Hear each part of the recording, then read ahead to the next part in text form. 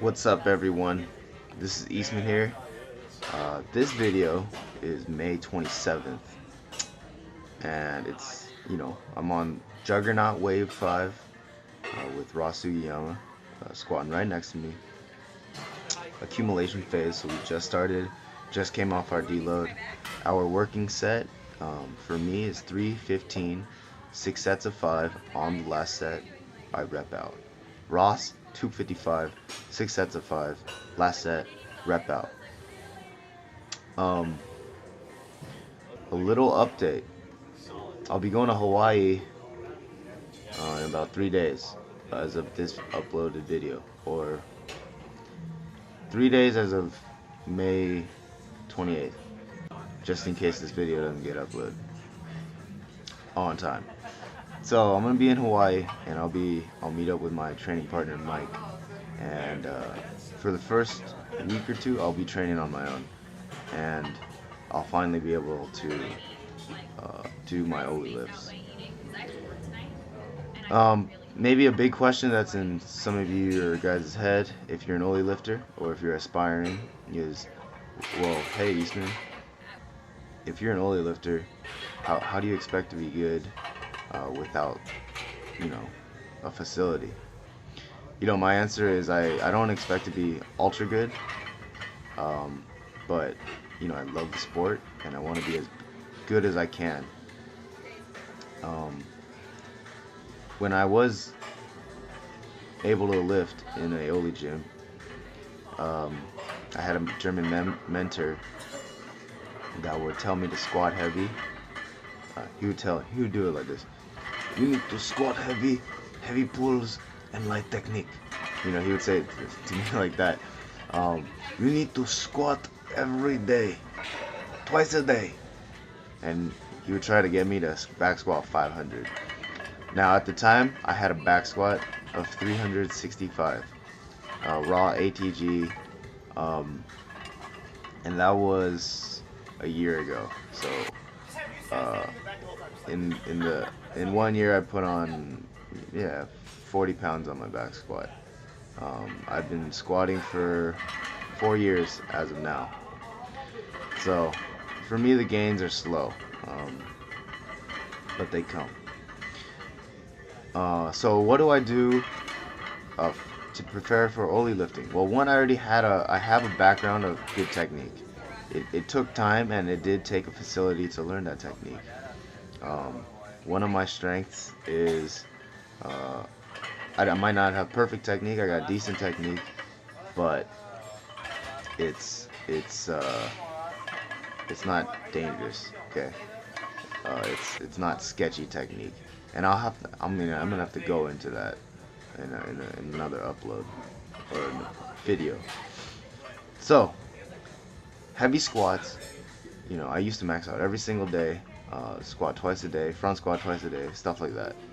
I'm an engineering student, so in my senior year, junior year, kind of got really busy. I started doing lower frequency training. Heavy squats, okay. Heavy pulls, let's talk about pulls. Heavy pulls are snatch pulls, clean pulls. See, when I say heavy pulls, you gotta know how to do the pulls. If you got bad technique, it'll help to go lighter on the pulls, just to learn it. So you definitely want to at least learn a clean pull or a snatch pull, okay. That being said, let's say you're kind of a novice. You can snatch, you can clean, okay. So if you're novice, heavy squats again, keep doing your pulls, and in particular for your pulls, because you have such, perhaps not perfect technique, you may want to work with again, still lighter weights, okay. And then on the technique part, you'll want to do power snatches, kind of bar work. We call it bar work. You can do muscle snatches. As long as you know what that exercise is trying to carry over into the full lift, okay? And that's key. I'll talk a little bit about myself. And I don't know what the heck's going on with this video right now, but it's probably the, the converting process that was stupid.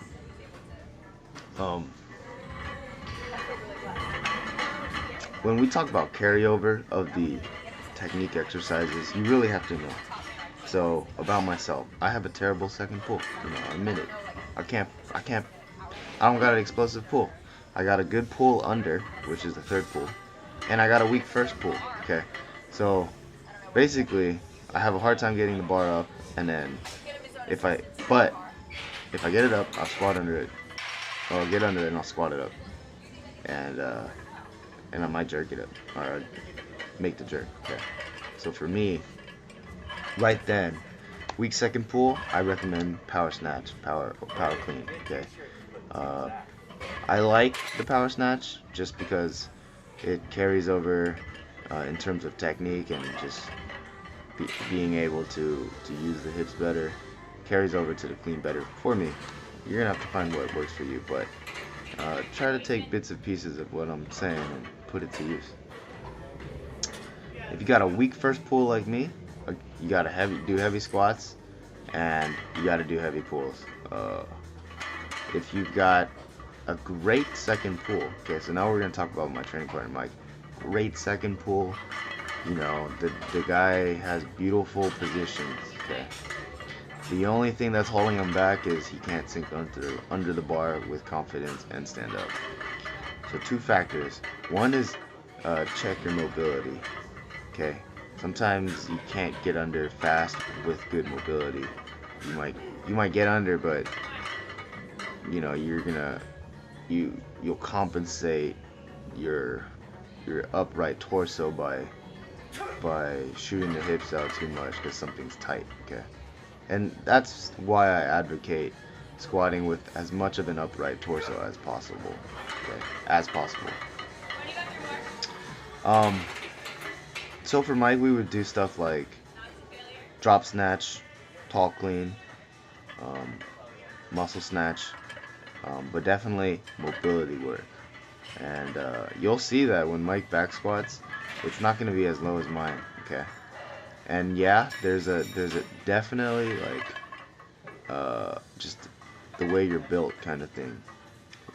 But if you're gonna do Oli, you gotta deal with your weaknesses kind of thing. And if you're just not built to squat all the way to the hole and all the way low, you gotta squat as deep as you can with an upright position because that's where you're gonna catch. And that's like the key that was brought over to me, right? You gotta do heavy squats. Okay, I'm aiming for a 500-pound back squat, raw ATG. Okay, I'm an 85-kilo lifter, and that's a pretty good number to have as a drug-free lifter. If you're a lighter weight class, shoot for 500, but don't expect it. And if you're a heavyweight class, you better be squatting something more.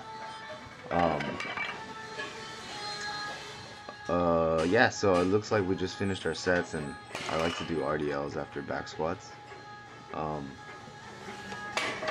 If you weren't paying attention to the video, 6 sets of 5 were easy. I was trying to stay explosive. This is 70% of my working max. I mean, one rep max. And I think I repped out 315 for 12. My best being 14. How do I feel about the juggernaut? I don't like the reps. I don't like the high reps, but I'm gonna run the program all the way through. And sometimes I call it last minute gains. You get gains at the last minute and you don't even know it. So I run it all the way through, and I compensate for me not liking the rep ranges by trying to just stay explosive, and just keep moving that bar fast. If I don't make any significant gains, at least I would have been able to squat the bar faster and in better position. So at least my technique's going to be good, and I'm going to make an assumption here. My power levels will be higher. Okay? This ain't some Dragon Ball Z stuff. But if you squat the weight faster, you're more powerful. Period. Okay. F equals ma. Work over time. Power is equal to work over time. Right. Carlo, I made him do real quick. I made him do 2 sets of 245 because the first set was slow, so I made him do a second set.